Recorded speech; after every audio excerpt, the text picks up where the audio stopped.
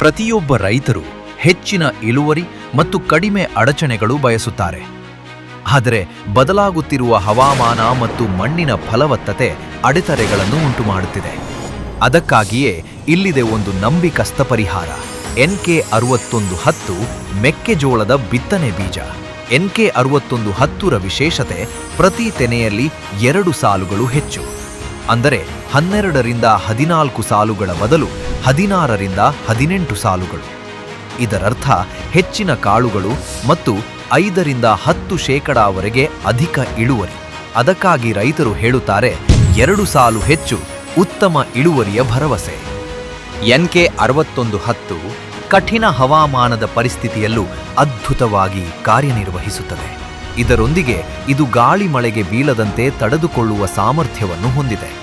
ಆದ್ದರಿಂದ NK6110 ಆಯ್ಕೆ ಮಾಡಿಕೊಳ್ಳಿ. ಯಾಕೆಂದರೆ NK6110ಗಿಂತ ಉತ್ತಮ ಮತ್ತೊಂದಿಲ್ಲ.